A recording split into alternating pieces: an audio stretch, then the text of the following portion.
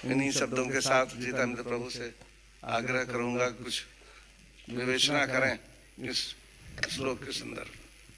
हरे कृष्णा, बहुत बहुत धन्यवाद। तो यहाँ पर वर्णन है राजा कुशीनर देश के राजा सुयज्ञ युद्ध में मारे गए शत्रुओं के द्वारा। तो उनका जो वर्णन है वो आता है रभसा दशदच्छदम, यानी क्रोध से अपने दांतों से ओठ को काट रहे हैं। उस समय मरते समय इतना क्रोध है राजा के अंदर है कि दांत जो है वो शरीर भी छोड़ा तो भी जो है दांत उनके जो है ओठ को काट रहे हैं। इस प्रकार से शरीर छोड़ा।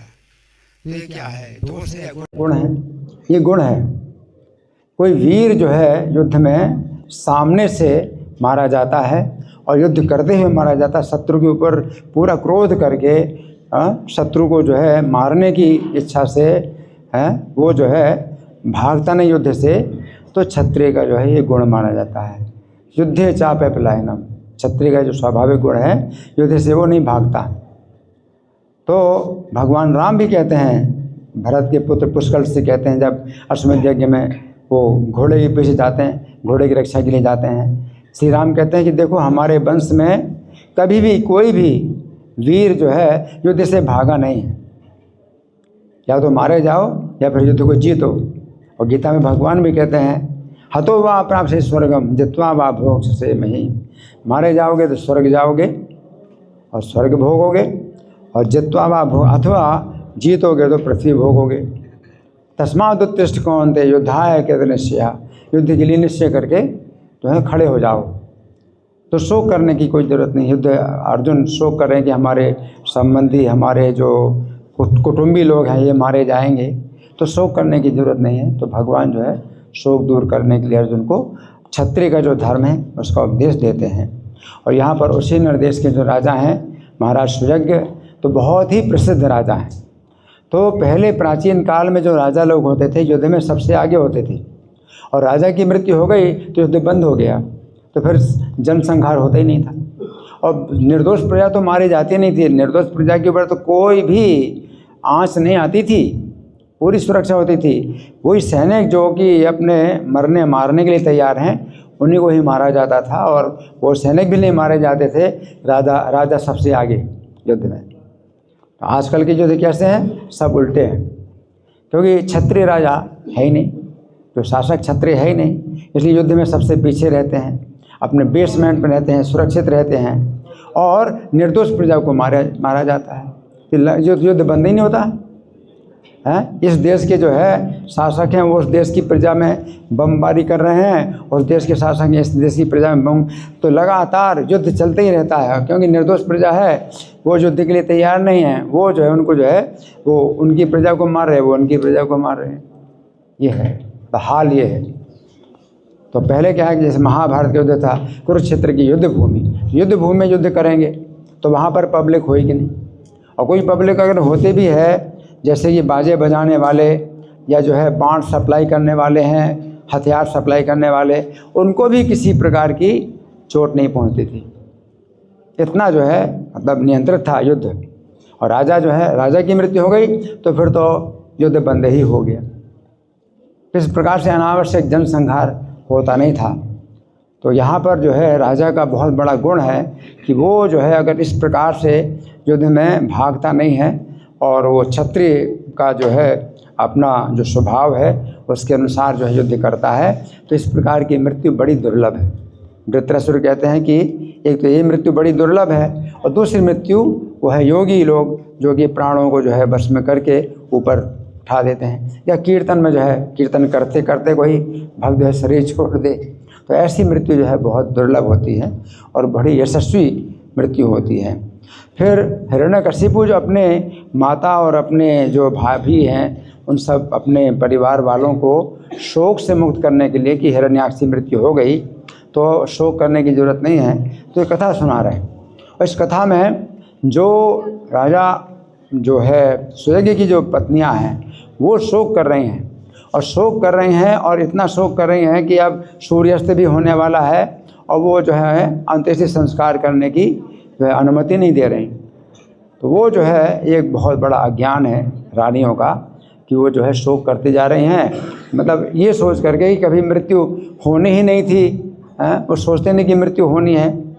नहीं तो क्या है, जो स्त्री होती है, क्षत्रिय राजा की जो पत्नियां हैं और बड़े कुलीन ऊंचे कुल की स्त्रियां हैं, तो वो क्या करती हैं कि थोड़ा शोक करती हैं, शोक तो करना ही चाहिए, थोड़ा शोक करती हैं और फिर पति के साथ जो है वो सती हो जाती हैं। शोक करने की भी आवश्यकता है, थोड़ा शोक करना, इसके बाद फिर पति के साथ जो है अपना जो है शरीर जो है वो दाह कर देते हैं। लेकिन वो जो है वो फोर्स नहीं होता किसी के ऊपर, किसी स्त्री के ऊपर फोर्स नहीं किया जाता है कि वो जो है सती मतलब होना पड़ेगा, ज़बरदस्ती उसको आग में झोंकें।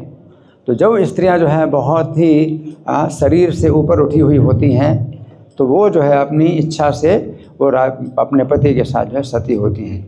तो यहाँ पर ये बताया गया है कि एक राजा जो है जिसने शरीर छोड़ा, उसकी कितनी जो है मतलब कितना बड़ा गुण है कि उसने इस प्रकार से शरीर छोड़ा। ऐसे कहते हैं युद्धवीर। तो क्षत्रिय का एक तो युद्ध में ना भागने का एक गुण होता है, दूसरा दान, युद्धे चापे प्लानम दानम, तो क्षत्रिय का स्वभाव दान का होता है। उसी नर के राजा एक सुवी की भी कथा थी। ये भी राजा सुयज्ञ हैं, ये युद्ध में मतलब वीर युद्धवीर हैं। और दूसरे उसी नर के राजा शिवी की कथा आती है महाभारत में, जो कि दानवीर है। तो क्षत्रिय जो है युद्धवीर भी होते हैं और दानवीर भी होते हैं। तो दान में भी पीछे नहीं हटते, युद्ध में जैसे पीछे नहीं हटते, तो ये जो क्षत्रिय लोग दान में भी पीछे नहीं हटते। तो इनकी जो कथा है वो इस प्रकार की है कि देवताओं ने परीक्षा ली, तो इंद्र जो है बाज बन गए और जो अग्नि देवता हैं वो कबूतर बन गए। और वो जो है महाराज उशीनर जहाँ पर बैठे हुए थे सभा में, तो वो जो कबूतर है वो भाग करके उड़ करके तुरंत जो है राजा जो है शिवी की गोद में बैठ गया। और बाज जो है पीछे आ रहा है, अभी तो परीक्षा हो रही है ना, राजा की परीक्षा हो रही, बाज पीछे आ रहा है। और राजा ने इस कबूतर को पकड़ लिया कि अब जो है ये तो मेरी शरण में आ गया।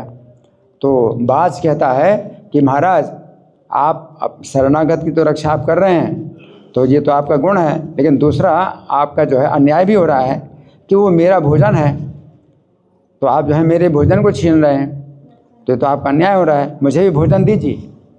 तो देखो राजा कितने त्यागी और कितने जो है वो हैं, एक प्रकार साहसी हैं कि किसी भी मतलब पशु का मांस काट करके दे सकते थे, भाई ये ले लो, हैं इतनी तौल का। राजा कहते हैं कि मैं और किसी का मांस नहीं दूं, अपना ही मांस दूंगा। और तराजू मंगाई, तराजू में जो है कबूतर को एक पलड़े में रखा और अपने शरीर का मांस काट करके दे रहे हैं। इसे कहते हैं दानवीर। इतना जो है मतलब, और फिर उसमें क्या था कि चूँकि परीक्षा हो रही थी, तो कबूतर का जो वजन है वो बढ़ता ही जा रहा है, उसका पलड़ा नीचे जा रहा है, और ये जितना भी मांस काट कर चढ़ा रहे हैं दूसरे पलड़े में, वो हल्का ही हो रहा है। तो फिर महाराज शिवी जो है खुद ही बैठ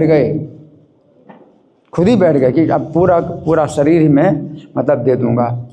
तब जो है इंद्र ने अपना जो है परिचय दिया और अग्नि ने अपना परिचय दिया कि महाराज आप जो है मतलब इसमें परीक्षा में आप उत्तीर्ण हो गए, कि देखो अपना पूरा शरीर अपना जीवन ही दे रहे हैं एक तुच्छ कबूतर के जीवन की रक्षा के लिए।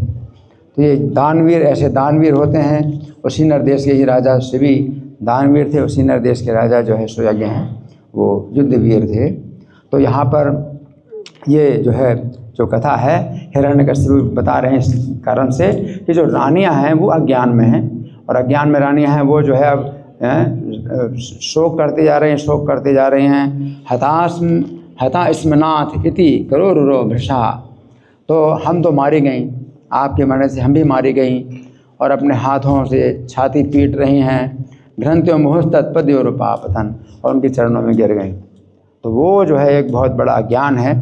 तो ये कथा जो है हिरण्यकशिपु जो सुना रहे हैं यहाँ पर, तो वो जो है इस शोक को दूर करने के लिए कि उनकी जो समय हिरण्याक्ष मृत्यु हुई, हिरण्याक्ष भी मृत्यु हुई, तो वीर गति को प्राप्त हुए हिरण्याक्ष भी भगवान से युद्ध करते हुए। तो ये बड़ी जो है ये गौरव की बात है। हिरण्यकशिपु इस प्रकार से जो है अपने माता और अपने भाभी और अपने सब कुटुंबियों को इस प्रकार का उपदेश दे रहे हैं। हरे कृष्णा।